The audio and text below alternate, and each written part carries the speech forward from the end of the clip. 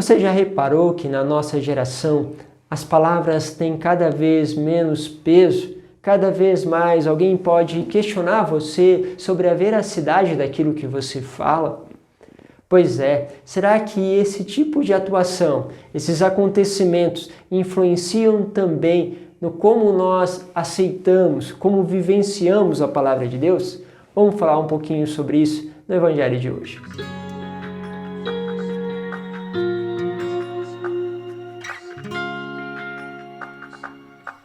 Em nome do Pai, do Filho e do Espírito Santo.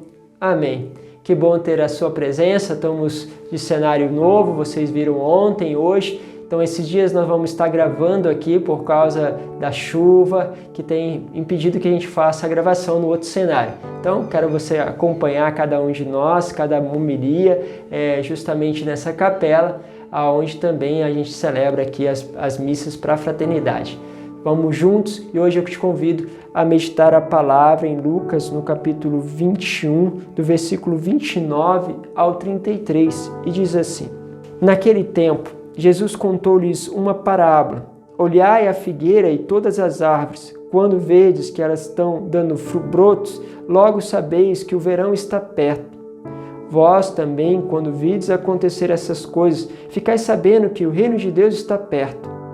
Em verdade, eu vos digo, tudo isso vai acontecer antes que passe esta geração. O céu e a terra passarão, mas as minhas palavras não hão de passar. Lógico, Jesus está falando dos acontecimentos, de tudo aquilo que ia acontecer com os discípulos. Ontem vimos a narração deste evangelho que fala de todas as dificuldades, acontecimentos e catástrofes. E realmente, depois da morte de Cristo, houve um tempo de muita perseguição aos cristãos e a situação era cada vez mais delicada.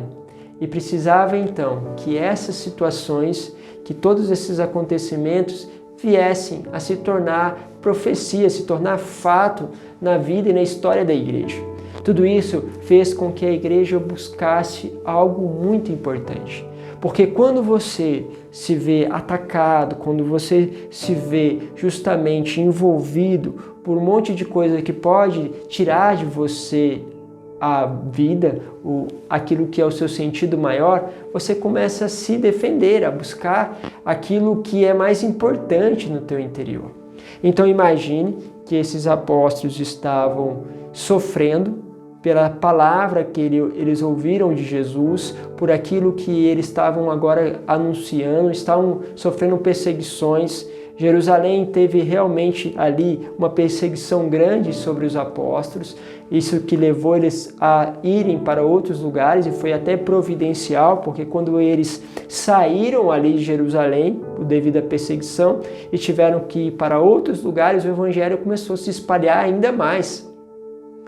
Porém, quando você corre um sério risco de perder a vida, os acontecimentos estão aí, você precisa perceber esse movimento das coisas que estão acontecendo contra a palavra de Deus, contra as coisas de Deus, e você precisa se aprofundar, precisa buscar ainda de forma mais concreta a verdade, a força dessa verdade.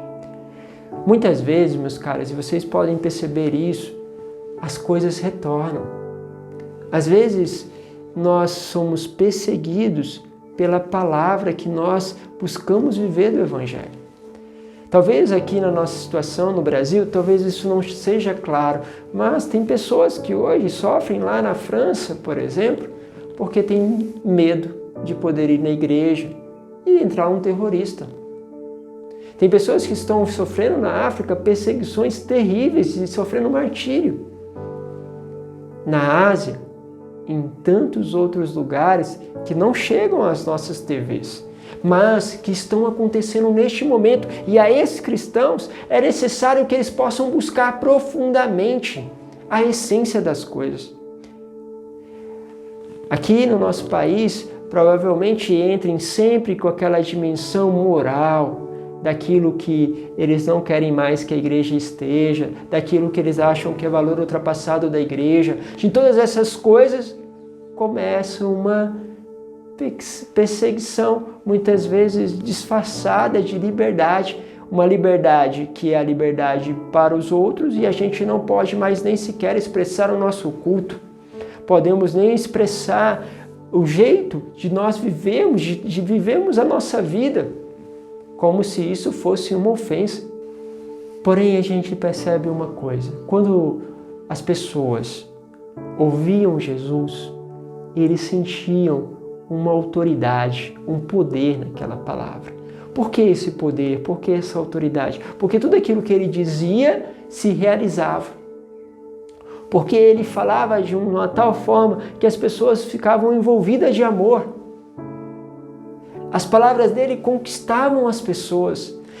Isso é muito importante para nós, porque hoje a palavra não tem valor. Você diz algo, alguém te questiona, você fala uma coisa, tem outro para dizer outra coisa, como se a verdade não mais existisse. E ela só fosse questões de ponto de vista. Porém, a verdade, ela me conquistou. Porém, esta verdade te conquistou ou está te conquistando. Mas ela precisa ganhar força dentro de você e dentro de mim. Porque se ela não ganha esta força, nós não teremos força para lutar para todas as coisas que são contra ela. Mas, porém, se nós alimentarmos desta verdade, desta presença, como o próprio Senhor diz, eu sou a verdade, o caminho e a vida. O Senhor é a verdade. Se eu me uno a esta verdade, que é o próprio Senhor, logo eu começo a ganhar na experiência do amor. Eu começo a avançar no sentido de conquistar as pessoas. Algumas vezes, celebrando casamentos, a gente partilhava de casais que viveram a castidade. Casais que escolheram viver a castidade durante todo o namoro e eles vão dessa beleza de viver a castidade, do autoconhecimento, daquilo que eles foram aprendendo dos seus limites, o quanto isso ajudam eles a viverem a fidelidade. E eles partilhavam a beleza, o encanto, as experiências que faziam com a palavra. E quando eles partilhavam isso, às vezes com várias pessoas que estavam no casamento, as pessoas ficavam assombradas. Mas ao mesmo tempo, encantava. Era uma mistura de algo que provocava, uau, o que é isso? Isso existe ainda? E ao mesmo tempo, um encanto.